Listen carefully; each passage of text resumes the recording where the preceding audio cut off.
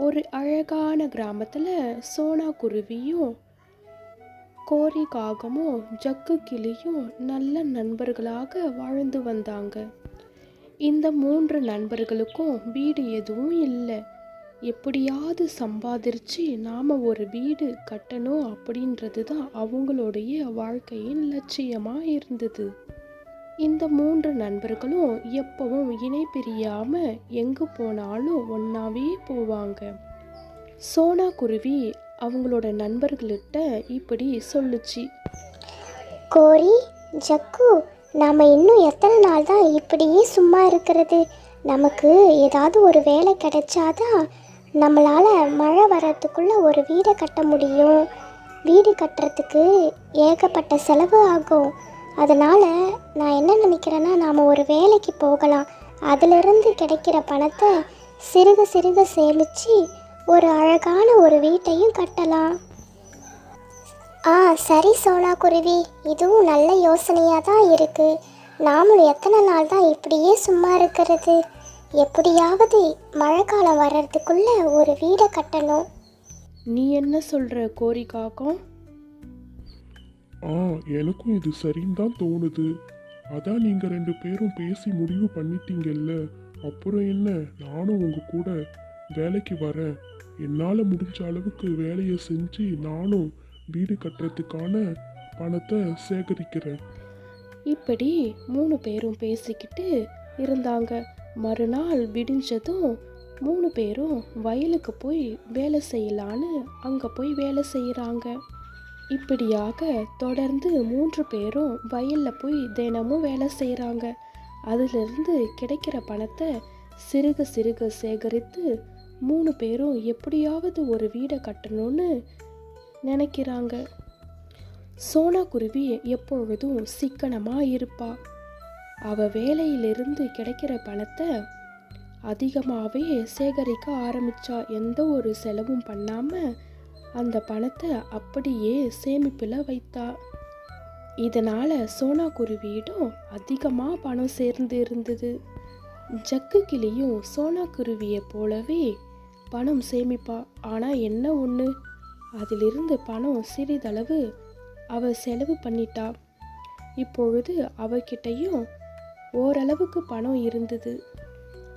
ஆனால் கோரி காகமும் எல்லா பணத்தையும் செலவு பண்ணிட்டு அதிலிருந்து கொஞ்சம் பணம் மட்டுமே சேமிப்பில் வச்சிருந்தா.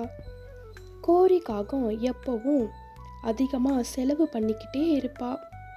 ஜக்கு கிளியும் சோனா குருவியும் எவ்வளவோ முறை எடுத்து சொன்னாலும் கோரி காகம் எதையும் காதில் வாங்க மாட்டா.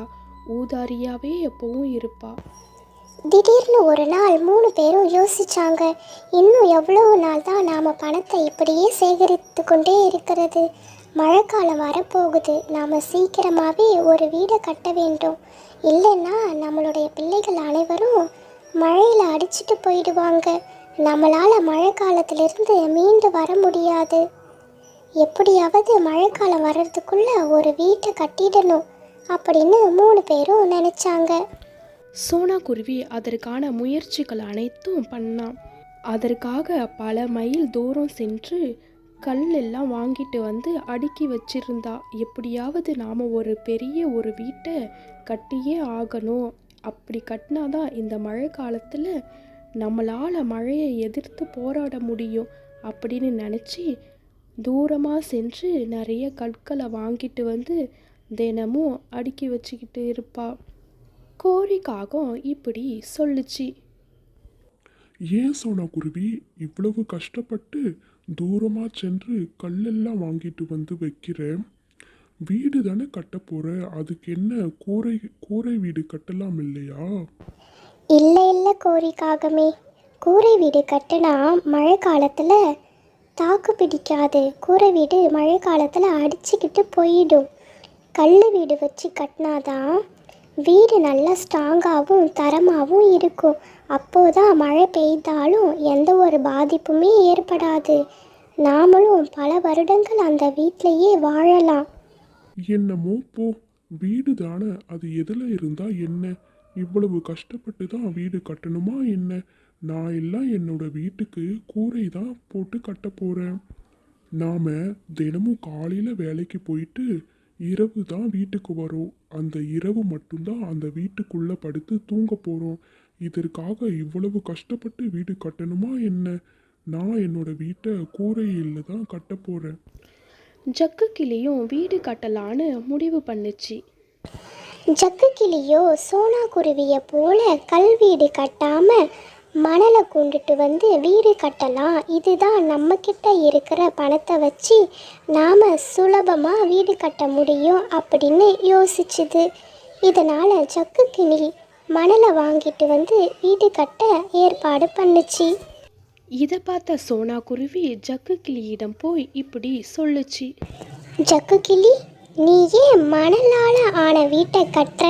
மணல் வீடு மழை காலத்தில் நீடித்து இருக்காது ஜக்கு கிளி. இல்லை இல்லை சோனா குருவி, எவ்வளவோ பேர் மழை காலத்தில் மணல் வீடெல்லாம் கட்டி வாழ்ந்துக்கிட்டு இருக்காங்க. அதனால் ஒன்றும் ஆகாது.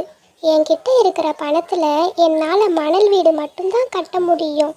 கல் வீடுலாம் கட்டுறதுக்கு என்கிட்ட பணமும் இல்லை, அதற்கான நேரமும் இல்லை. அதனால தான் நான் மணல் வாங்கிட்டு வந்து மணல் வீடு கட்டுறேன். இல்லை இல்லை சக்கு கிளி, கொஞ்ச நாளிலேயே மணல் வீடு மழையில் கரைந்து போயிடும். நீ குழந்தைகளை வச்சுக்கிட்டு எப்படி மழை காலத்தில் இந்த மணல் வீட்டில் இருப்ப?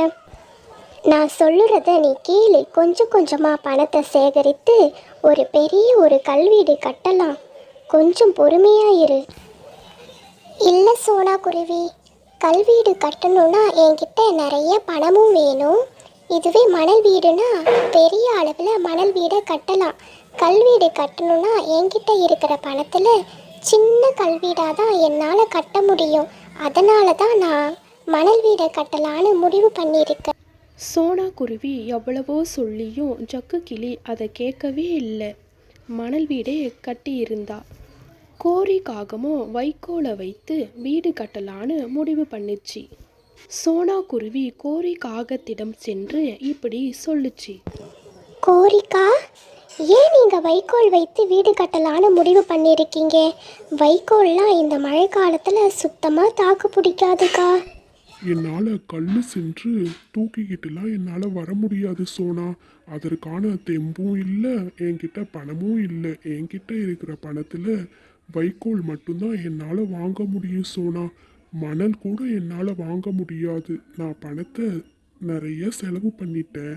அதனால இந்த வைக்கோல் வீட்டையே நான் கட்டலான்னு இருக்கேன். அது மட்டும் இல்லாமல் நாம் காலையில் வேலைக்கு போயிட்டு நைட்டு மட்டும்தான் வந்து இந்த வீட்டில் தூங்க போகிறோம். அதற்கு எதுக்கு இவ்வளவு செலவு பண்ணி நாம் கல் வீடு கட்டணும்? வைக்கோல் வீடு கட்டினாலே போதும். அதனால தான் நான் வைக்கோலை வச்சு வீடு கட்டலான்னு முடிவு பண்ணியிருக்கேன்.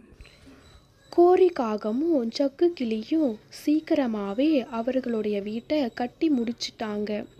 சோனா குருவி இன்னும் வீடு கட்டவே இல்லை. சோனா குருவியை பார்த்து ஜக்கு கிளியும் கோரி காகமும் இப்படி சொல்லுச்சு. சோனா குருவி, நீ இன்னும் வீடு கட்டி முடிக்கவே இல்லையா? நாங்கள் 2 பேரும் வீடு கட்டி முடிச்சிட்டோம். இப்போ அந்த வீட்டில் தான் நாங்கள் இருக்கிறோம். அதுக்கு தான் கல் வீடுலாம் வேண்டாம் அப்படின்னு சொன்னோம். எங்களை மாதிரியே நீயும் மணல் வீடும் கூரை வீடும் கட்டியிருக்கலாம். அப்படி கட்டியிருந்தா பணமும் ரொம்ப மிச்சமாயிருக்கும். எங்களை மாதிரியே நீயும் சீக்கிரமாக வீடு கட்டி முடிச்சிருக்கலாம். இப்போ பாரு, நீ இன்னும் வீடு கட்டாமலே இருக்க. நாங்களாம் வீடு கட்டிட்டோமே. பரவாயில்ல ஜக்கு கிளி, பொறுமையாக கட்டினாலும் வீடு ரொம்ப உறுதியாகவும் தரமாகவும் கட்டணும். அதான் என்னுடைய ஆசை. மழையில் எந்த ஒரு பாதிப்பும் இல்லாமல் வீடு இருக்கணும். அதனால் நான் பொறுமையாக கட்டினா கூட பரவாயில்ல. சோனா குருவியும் அவளுடைய வீட்டை கட்டி முடிச்சிட்டா. அதே போல் ஜக்கு கிளியும் கோரி காகமும் அவங்களுடைய வீட்டில் சந்தோஷமாக வாழ்ந்துக்கிட்டு இருந்தாங்க. அப்போது திடீர்னு ஒரு நாள் மழை அதிகமாக வர ஆரம்பித்தது. அந்த மழையில் கோரியோட வீடு சுத்தமாக தாக்கு பிடிக்கவே இல்லை.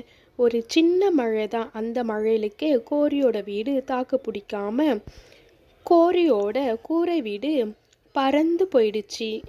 கோரி காகம் இப்படி நினச்சிது. சோனா குருவி எவ்வளவோ தூரம் எடுத்து சொல்லியும் நான் தான் இதை காதில் வாங்காமல் போயிட்டேன். இப்போ என்னோட பிள்ளை ரொம்ப கஷ்டப்படுறா. என்ன பண்ணுறதுன்னு தெரியல. சரி, நாம் சோனா குருவி வீட்டுக்கே போகலாம். அதே போல ஜக்கு கிளியின் வீடும் தரமட்டமாக ஆகிடுச்சு.